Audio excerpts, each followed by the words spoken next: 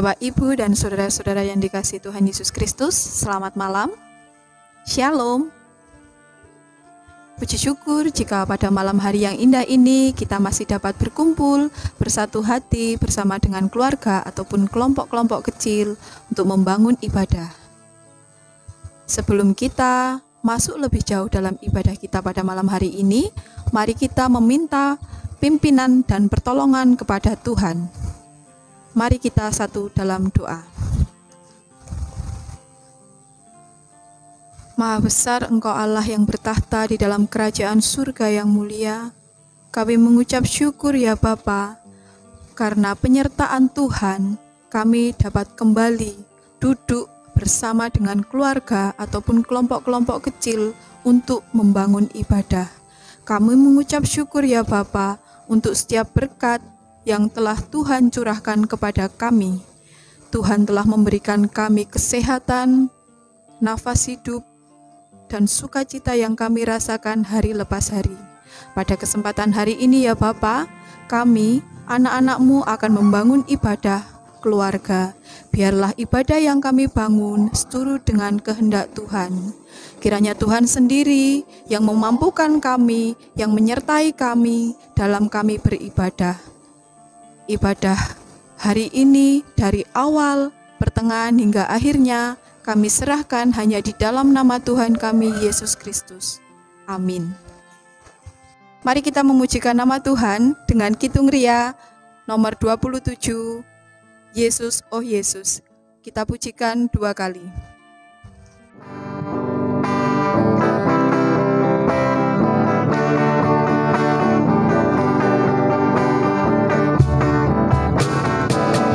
Yesus, oh Yesus, mulia namamu. Yesus, oh Yesus, kau pujaanku. Ingat namamu, ku tak sedih. Ingat namamu, ku memuji. Ingat namamu, ku menyanyi. Yesus, pengharapanku. Yesus, oh Yesus, mulia namamu.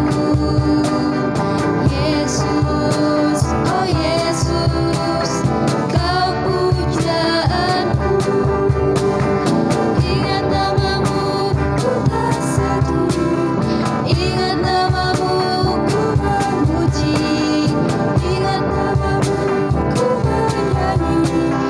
Yesus, pengharapanku. Sebentar lagi kita akan mendengarkan firman Tuhan. Oleh sebab itu, mari kita meminta pertolongan dari Tuhan di dalam doa. Mari kita satu dalam doa.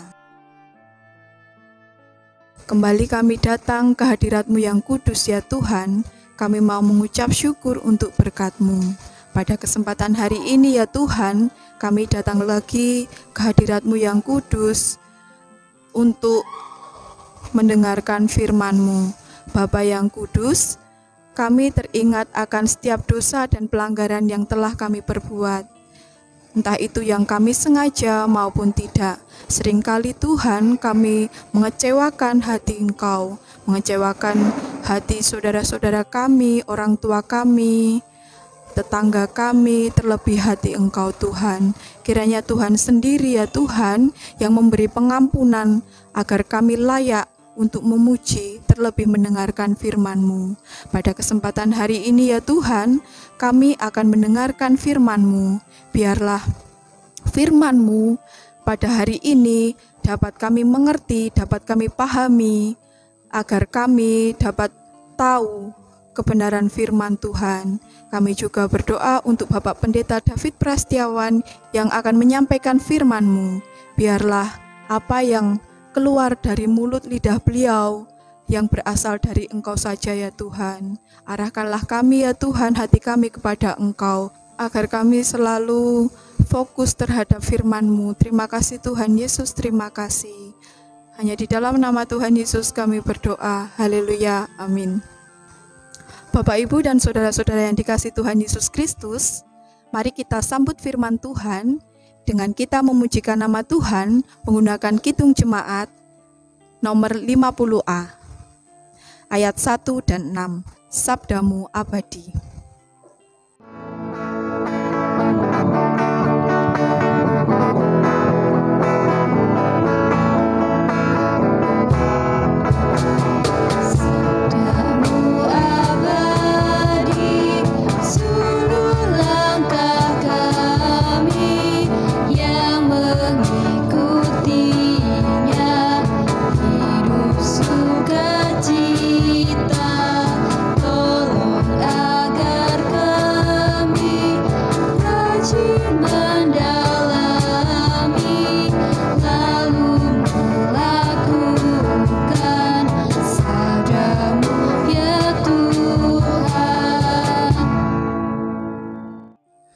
Salam Patunggilan, Bapak, Ibu, dan saudara-saudari yang dikasihi dan mengasihi Tuhan. Kita telah memasuki bulan November tahun 2020. Tak terasa beberapa minggu lagi, kita sudah akan mengakhiri tahun 2020 ini. Bagaimana kabarnya Bapak, Ibu, Saudara, juga anak-anak semua? Saya harap semua dalam keadaan yang baik dan sehat. Terlebih masih semangat untuk beribadah keluarga walaupun masih secara online di kelompok-kelompok kecil. Kini saatnya kita akan membaca dan merenungkan firman Tuhan, di mana bacaan firman Tuhan hari ini ada di dalam Kisah Para Rasul pasalnya yang ke-10 ayat 1 sampai 8. Kisah Para Rasul pasalnya yang ke-10 ayat 1 sampai ayat 8 akan saya bacakan untuk kita semua. Di Kaisarea ada seorang yang bernama Cornelius, seorang perwira pasukan yang disebut pasukan Italia. Ia saleh, ia serta seisi rumahnya takut akan Allah, dan ia memberi banyak sedekah kepada umat Yahudi dan senantiasa berdoa kepada Allah. Dalam suatu penglihatan, kira-kira jam 3 petang, jelas tampak kepadanya seorang malaikat Allah masuk ke rumahnya dan berkata kepadanya, "Cornelius." Ia menatap malaikat itu dengan takut. Ia berkata, "Ada apa, Tuhan?" Jawab malaikat itu, "Semua doamu dan sedekahmu telah naik ke hadirat Allah, dan Allah mengingat engkau. Dan sekarang, suruhlah beberapa orang ke Yope untuk menjemput seorang yang bernama Simon dan yang disebut Petrus. Ia menumpang di rumah seorang penyamak kulit yang bernama Simon yang tinggal di tepi laut." Setelah malaikat yang berbicara kepadanya itu meninggalkan dia, dipanggilnya 2 orang hambanya beserta seorang prajurit yang saleh dari orang-orang yang selalu bersama-sama dengan dia. Dan sudah ia menjelaskan segala sesuatu kepada mereka, ia menyuruh mereka ke Yope. Demikian Bapak Ibu, pembacaan Alkitab pada saat ini. Mari bersama-sama kita renungkan dengan penuh sukacita.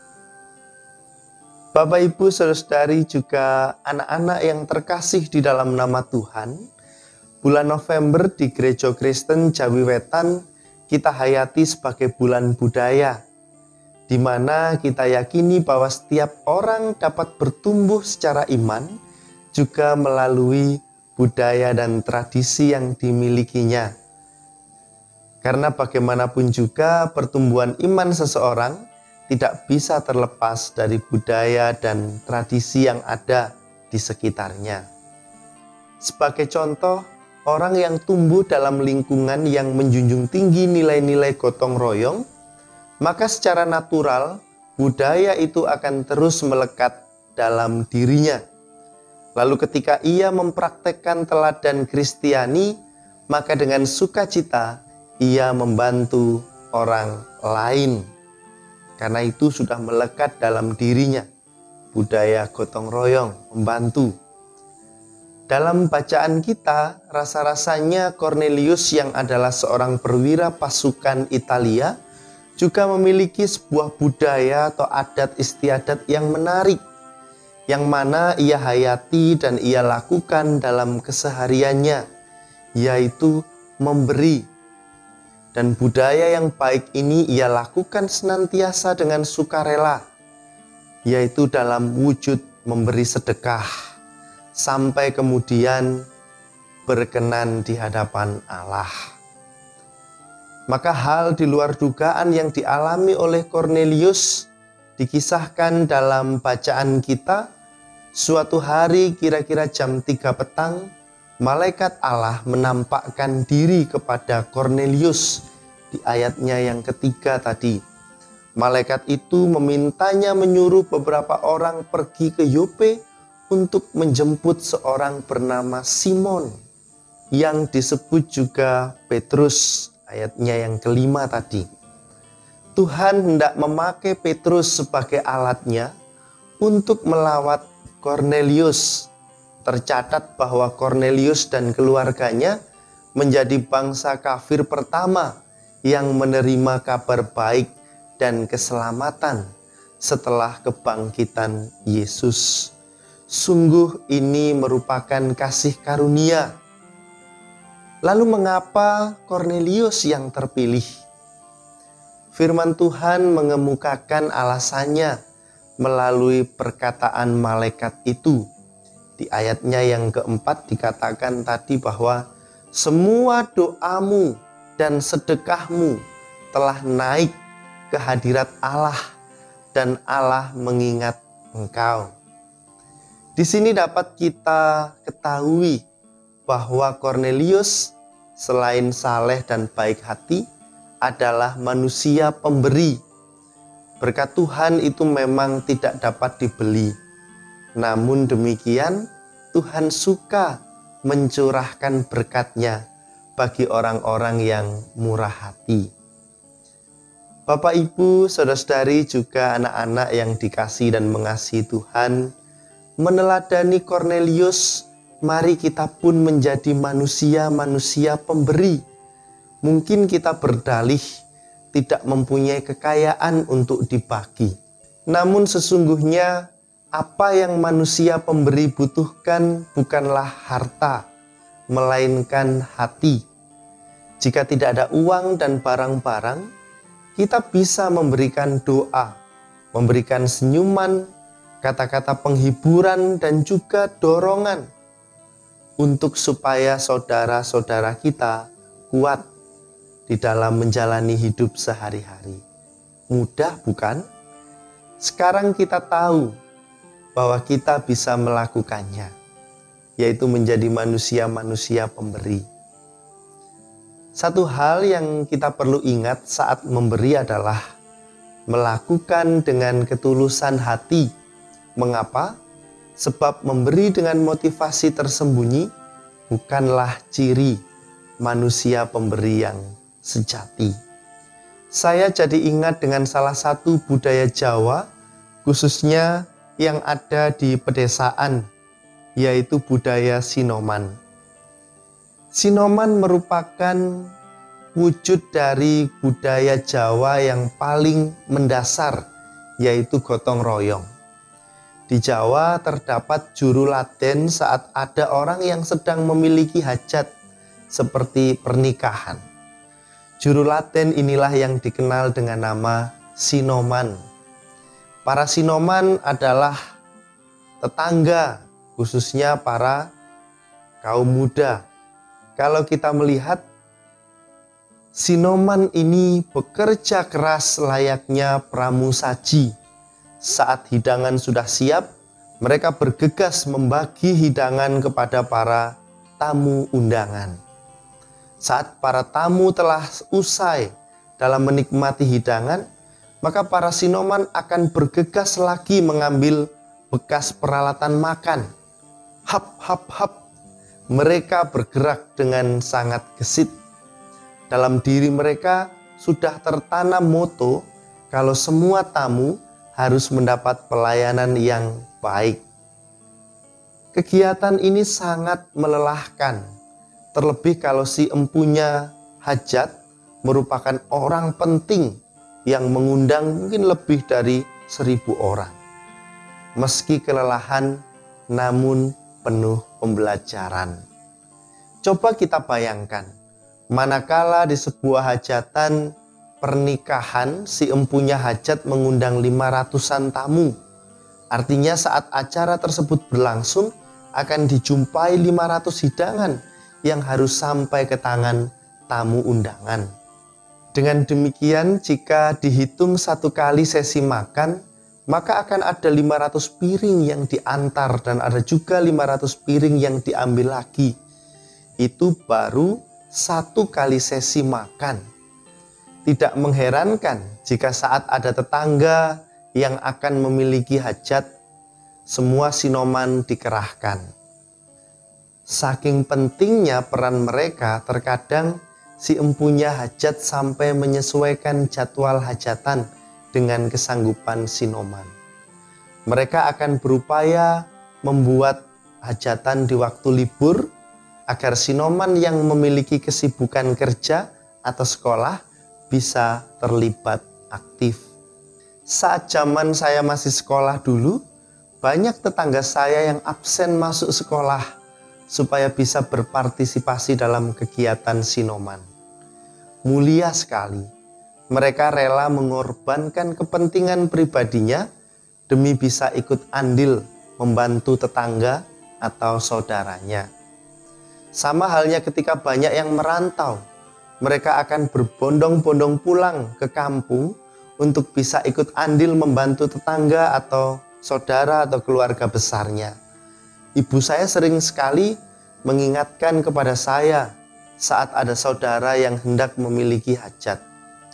Le, Pak Desulis arep duwe gawe tanggal 21 Mei. Awakmu mulih yo, ewang-ewang nyinom. Dalam bahasa Indonesia seperti ini bunyinya.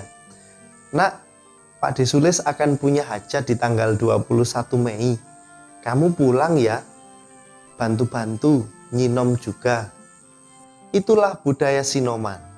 Dan uniknya, sinoman adalah kegiatan yang dilakukan secara sukarela, gratis tanpa bayaran.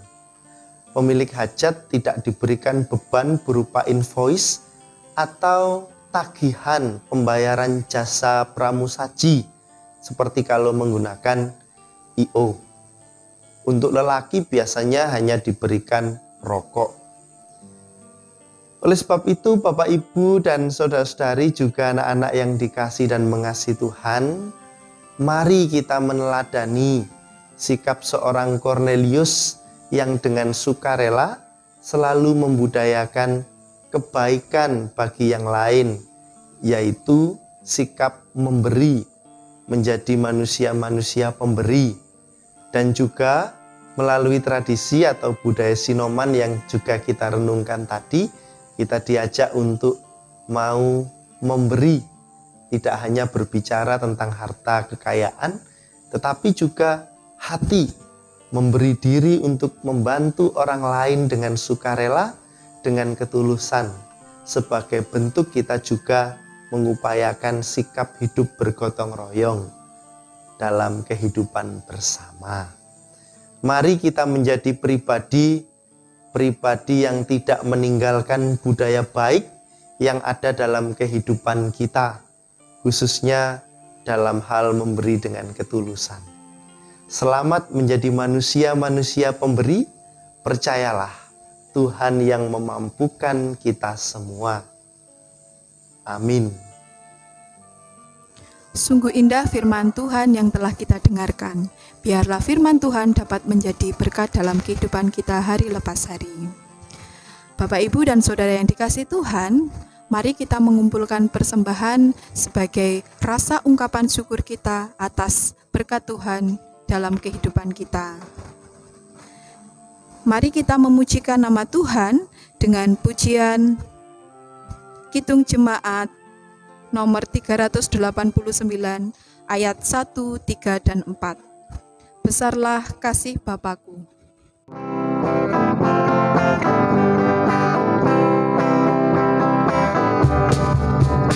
Besarlah kasih Bapa-Ku, selalu melingkupiku, di mana-mana diriku diasuhnya.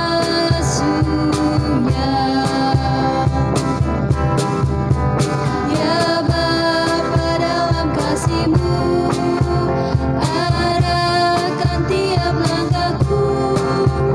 Ku yakin Kau tetap teguh mengasuhku.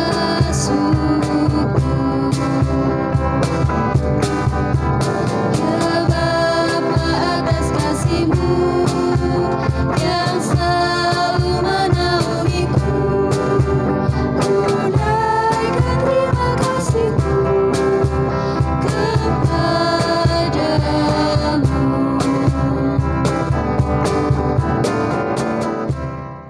Bapak, Ibu, dan saudara-saudara yang dikasihi Tuhan, sebentar lagi kita akan mengakhiri ibadah kita pada malam hari ini. Kita akan menaikkan syafaat kita di dalam doa. Mari kita satu dalam doa. Maha besar Engkau Allah yang bertahta di dalam kerajaan surga yang mulia. Kami kembali datang ke hadirat-Mu yang kudus ya Tuhan, mengucap syukur untuk setiap penyertaan Tuhan di dalam ibadah pada malam hari ini. Terima kasih Tuhan untuk penyertaan Tuhan. Pada kesempatan ini Tuhan, kami berdoa untuk bangsa dan negara kami. Kiranya Engkau berkati bangsa dan negara kami, Engkau berikan kedamaian, ketentraman. Begitu juga untuk pemimpin-pemimpin bangsa kami ya Tuhan. Kami berdoa untuk para pemimpin bangsa kami, Bapak Presiden, wakilnya, hingga pemimpin di pelosok desa, Bapak Kepala Desa. Kiranya Engkau Tuhan berikan hikmat kebijaksanaan agar dapat memimpin negara kami dengan lebih baik lagi. Begitu juga Tuhan, kami berdoa untuk pandemi yang masih belum berakhir ini. Kiranya Tuhan Engkau angkat penyakit ini agar kami rakyat Indonesia bisa kembali tenang dan dapat melakukan aktivitas dengan normal. Bapa yang kudus, kami juga berdoa untuk gereja-Mu, gereja yang ada di seluruh muka bumi ini. Kiranya Tuhan sendiri yang memberkati gereja-Mu, terlebih gereja-Mu di GKJW Cangkring ya Tuhan. Kami berdoa untuk para pelayan-Mu, Bapak Pendeta David Prastiawan, para majelis penatua dan diaken. Kiranya Engkau berkati kebijaksanaan, kekuatan, tanggung jawab dalam melakukan tugasnya. Begitu juga kami berdoa untuk jemaat-jemaat Tuhan yang ada di GKJW Cangkring. Kiranya Tuhan sendiri yang berkati ya Tuhan. Engkau berikan kekuatan, takut akan Engkau dan kesetiaan selalu. Terima kasih Tuhan Yesus, terima kasih. Pada kesempatan hari ini kami juga berdoa untuk adik saudara kami yang masih menempuh pendidikan ya Tuhan. Kiranya Engkau berkati ya Tuhan pendidikan yang mereka tempuh dari tingkat TK sampai perguruan tinggi. Engkau saja ya Tuhan yang memimpin dan menyertai mereka dalam mereka belajar. Terlebih pada saat seperti ini ya Tuhan, masih banyak di antara kami yang melakukan belajar daring ataupun tatap muka. Engkau sendiri ya Tuhan yang memampukan adik-adik kami, saudara kami untuk belajar agar dapat meraih cita-cita yang diinginkan. Kami juga berdoa Tuhan untuk saudara-saudara kami yang masih mencari pekerjaan ya Tuhan.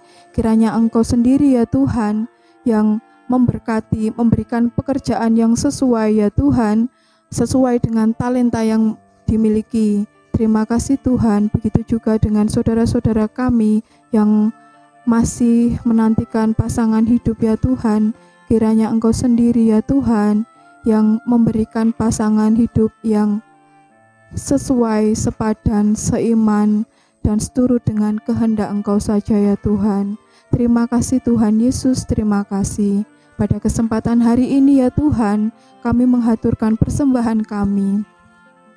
Kami serahkan persembahan kami ini ya Tuhan, kiranya Engkau berkati persembahan kami, sehingga dapat menjadi sarana untuk pelayanan di gereja-Mu ini. Begitu juga Tuhan, kami berdoa untuk saudara kami yang mengelola persembahan, kiranya Engkau berikan hikmat untuk mengelola persembahan dengan baik. Terima kasih Tuhan Yesus, terima kasih. Sebentar lagi kami juga akan mengakhiri ibadah kami pada malam hari ini.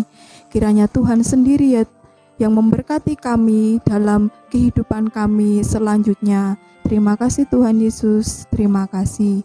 Di dalam nama Tuhan Yesus kami berdoa. Amin. Bapak, Ibu, dan saudara-saudara yang dikasihi Tuhan Yesus Kristus, kami undang untuk bangkit berdiri. Kita akan memujikan nama Tuhan kembali dengan pujian Kidung Ria nomor 158. Oh Tuhan, pimpinlah langkahku.